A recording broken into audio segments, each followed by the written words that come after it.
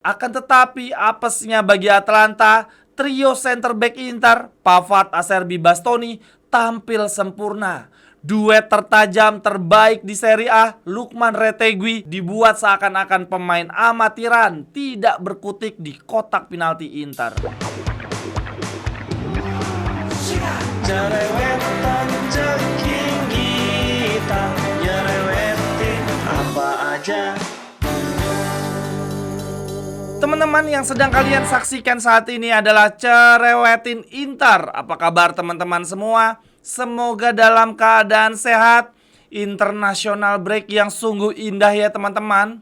Biasanya international break kalau bagi gua pribadi adalah momen-momen membosankan karena tidak ada pertandingan Inter. Nah, untuk international break yang kali ini, perasaan gua jauh berbeda. Tentu saja tidak lagi bosan karena ada pertandingan tim nasional Indonesia yang bisa kita tonton dan bisa kita dukung. Selain itu, yang lebih utama lagi, kita memasuki international break kali ini dengan penuh sukacita karena tim kesayangan kita berada di pucuk klasmen. Dan bahkan pucuk bukan sembarang pucuk ya teman-teman. Kini kita selisih 3 poin bersih dari tim peringkat 2 setelah di pertandingan terakhir Senin dini hari yang lalu Inter mampu melibas tuan rumah Atalanta 0-2. Menurut gua teman-teman, posisi kita saat ini sungguh di luar dugaan, di luar prediksi.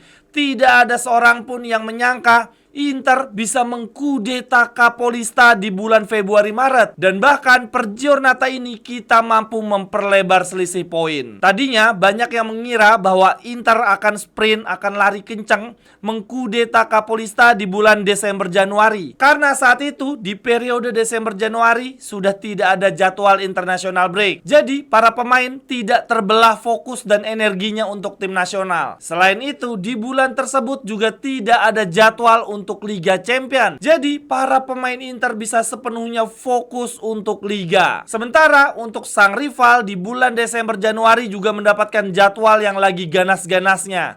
Jadi banyak yang mengira bahwa di bulan tersebut Napoli akan terpleset lalu Inter akan mengambil alih. Tetapi kenyataannya tidak sama sekali teman-teman. Ternyata nasib berkata lain. Memasuki bulan Februari-Maret yang mana Inter kembali mendapatkan jadwal padat ya. Harus bermain di Coppa Italia dan Liga Champion. Selain itu lawannya juga ganas-ganas banget. Sedangkan sang rival sebaliknya ya, di bulan Februari-Maret mendapatkan lawan yang relatif lebih mudah. Tetapi kenyataan berkata lain. Di 2 bulan terakhir Napoli sangat banyak terpleset. Bahkan dari 7 pertandingan terakhir mereka cuma menang 1 kali saja. Sedangkan untuk Inter di 2 bulan terakhir, walaupun kalah dibantai oleh Fiorentina ya di laga tunda, kalah dari Juventus juga dan ditahan seri oleh Milan, tetapi selebihnya untuk pertandingan lainnya selalu berhasil membungkus 3 poin. Sehingga sekarang memasuki pertengahan Maret, Inter mampu duduk di Kapolista kedinginan sendirian saja. Di giornata terakhir teman-teman merupakan contoh nyata dari penjelasan gua tadi ya. Inter mendapatkan jadwal yang sangat berat yaitu melawan Atalanta, rival perebutan Scudetto. Sedangkan Napoli dalam tanda kutip ya cuma menghadapi Venezia saja. Dan hasilnya justru Napoli yang terpleset dan Inter meraih poin penuh. Di pertandingan Senin dini hari yang lalu, derby pasukan biru hitam ya teman-teman, Inter memulai pertandingan tanpa beban sama sekali. Karena beberapa jam sebelumnya sudah mendapatkan hasil ya bahwa Napoli harus puas bermain seri melawan Venezia. Artinya Inter tidak punya kewajiban untuk menang ya, untuk mengalahkan Atalanta. Cukup hasil seri saja, maka Inter akan tetap berada di puncak klasemen. Sedangkan bagi sang lawan Atalanta, sedari awal mereka memang terbebani partai ini harus menang. Karena ini adalah kesempatan mereka untuk menyamakan poin dengan Inter. Dan bahkan dengan hasil seri yang didapatkan Napoli, Itu artinya apabila Atlanta mampu mengalahkan Inter, maka poin Atlanta akan sama dengan dua tim yang ada di atasnya, yaitu Inter dan Napoli. Dan justru karena hal inilah membuat Atlanta semakin terbebani, mereka wajib menang atas Inter. Dan efeknya di pertandingan ini Atlanta tampil gugup, tidak mampu mengeluarkan kemampuan terbaiknya. Dan bahkan seharusnya di pertandingan ini Atlanta punya keunggulan dalam sisi stamina ya, karena mereka tidak bermain di Liga Champion. Sedangkan Inter 3 hari sebelumnya masih harus meladeni Feyenoord. Namun nyatanya sepanjang 90 menit gue tidak melihat para pemain Atlanta memanfaatkan keunggulan ini. Dari segi permainan, Atlanta justru lebih banyak bertahan, menunggu kesempatan untuk melancarkan serangan balik. Inter sangat mendominasi permainan, lebih banyak menginisiasi serangan. Dan yang cukup mengherankan bagi gue teman-teman, Inter banyak melancarkan serangan dari sisi kiri, padahal kita tampil tanpa adanya Di Marco. Di pertandingan ini, Inter tampil dengan skuad utamanya, kecuali di posisi wingback kiri diisi oleh Augusto. Sedangkan untuk Atlanta tampil tanpa Consonou, bek andalan mereka yang mengalami cedera. Lalu yang menarik untuk Atlanta, di pos gelandang serang, Gasperini lebih memilih Pasalic ketimbang De Ketelaere atau ini. Jalannya pertandingan di babak pertama, pertandingan baru berjalan 7 menit. Kerjasama 1-2 yang luar biasa Thuram Lautaro membuat Thuram berdiri bebas one on one dengan Karnesecki. Tetapi sayangnya shoot Thuram masih mengenai tiang. Aduh, peluang emas sebesar ini di partai krusial masih terbuang cuma-cuma.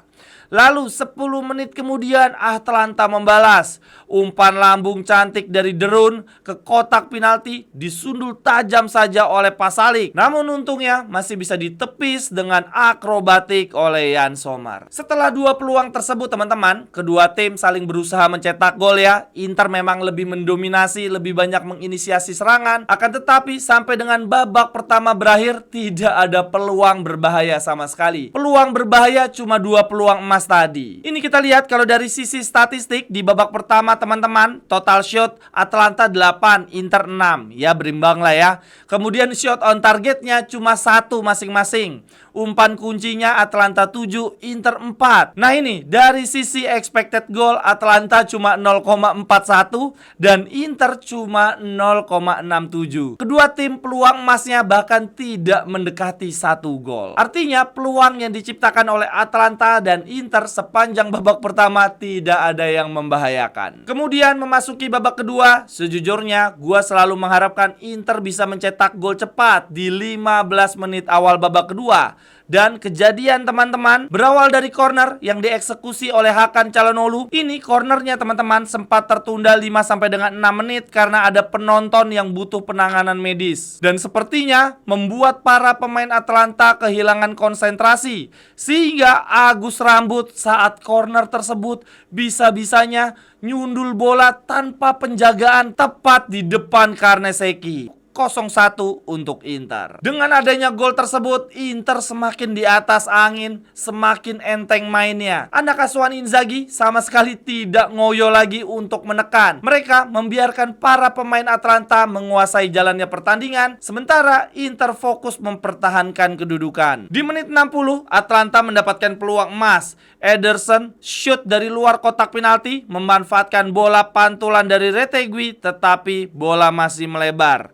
Atlanta terus menyerang, akan tetapi apesnya bagi Atlanta, trio center back Inter, Pavard, Acerbi, Bastoni tampil sempurna. Duet tertajam terbaik di Serie A, Lukman Retegui dibuat seakan-akan pemain amatiran, tidak berkutik di kotak penalti Inter. Dan bahkan ketika pertandingan memasuki 15 menit terakhir, trio lini serang Atlanta, Lukman, Retegui, Pasalic, semuanya ditarik keluar oleh Gasperini. Kemudian mereka memasukkan Daniel Maldini, Samardzic, dan Brescianini, tetapi tidak mengubah apa-apa. Serangan Atlanta terlalu mudah dibaca lini pertahanan Inter. Puncaknya teman-teman di menit 81, pemain Atlanta tidak mampu menahan emosi ya. Ederson blunder banget. Dia bereaksi berlebihan setelah wasit tidak melihat adanya pelanggaran ya yang dilakukan oleh Thuram ketika berduel dengan Ederson.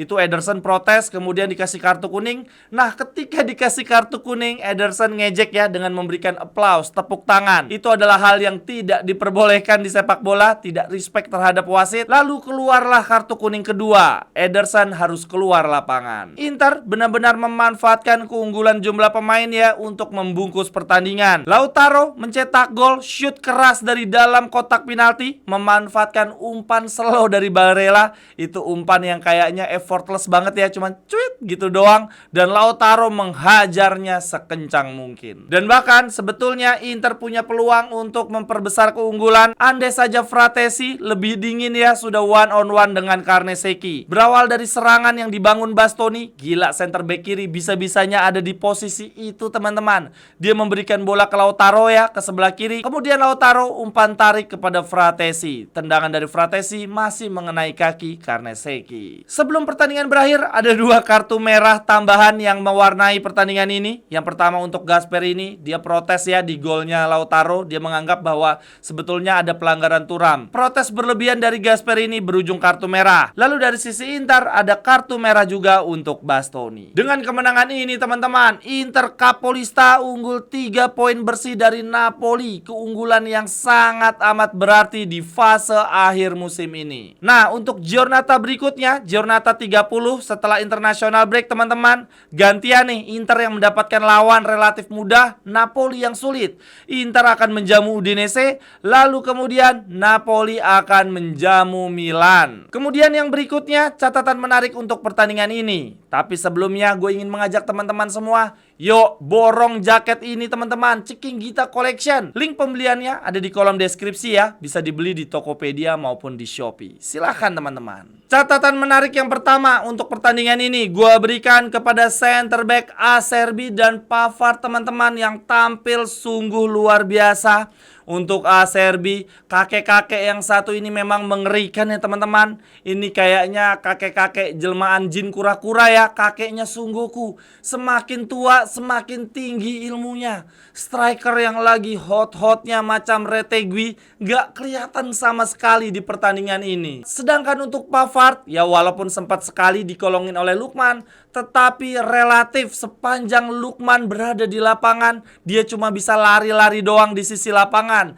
tidak bisa mengobok-ngobok kotak penalti ataupun membuat shoot-shoot berbahaya. Salut banget untuk Acerbi dan Pavard. Namun kita juga mesti mengapresiasi satu center back kita lainnya yang beroperasi di sisi kiri, Bastoni, yang sungguh luar biasa. Bukan cuma solid di belakang, tetapi juga sangat aktif membantu serangan. Bahkan sisi kiri kita di pertandingan lawan Atalanta seakan-akan melupakan absennya Di Marco. Akan tetapi sayangnya permainan baik dari Bastoni mesti ternoda dengan kartu merah yang dia terima. Ya walaupun kartu merahnya prosesnya sangat kontroversial ya, gak jelas banget. Itu seharusnya Daniel Maldini yang pelanggaran, malah Bastoni yang diganjar kartu kuning kedua. Yang bikin kartu merah ini terasa menyakitkan teman-teman, sebetulnya status Bastoni ketika memulai pertandingan lawan Atalanta adalah dia cuma tersisa jatah 1 kartu kuning lagi untuk absen skorsing akumulasi kartu. Artinya teman-teman, di pertandingan lawan Atalanta kemarin ketika Bastoni sudah mendapatkan kartu kuning pertama, itu dia sebetulnya sudah dipastikan absen di pertandingan berikutnya lawan Udinese. Maka status kartu kuning Bastoni akan kereset, akan mulai dari nol lagi teman-teman. Tetapi berhubung dia kena kartu merah ya, gara-gara kartu kuning kedua, maka status Bastoni saat ini adalah dia akan tetap absen di partai lawan Udinese, tetapi absennya karena kartu merah. Namun status kartu kuning dia tidak kereset. Artinya Bastoni saat ini teman-teman, setelah absen di pertandingan lawan Udinese, ini berikutnya kita akan menghadapi Parma. Nah, di pertandingan lawan Parma, kalau dia kena kartu kuning 1 kali lagi, maka terpaksa dia harus absen skorsing akumulasi kartu di partai berikutnya melawan Cagliari. Ini artinya gara-gara kartu merah kemarin lawan Atalanta, Bastoni berkesempatan absen 2 pertandingan dalam waktu yang berdekatan. Lalu kemudian catatan menariknya harus gua berikan kepada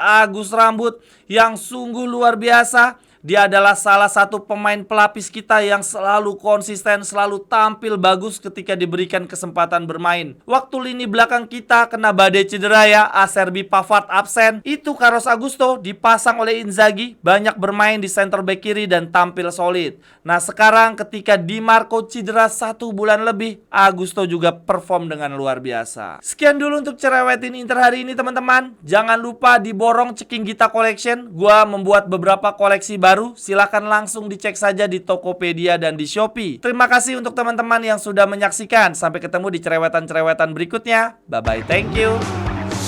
Cerewetan Ceking Gita, nyerewetin apa aja.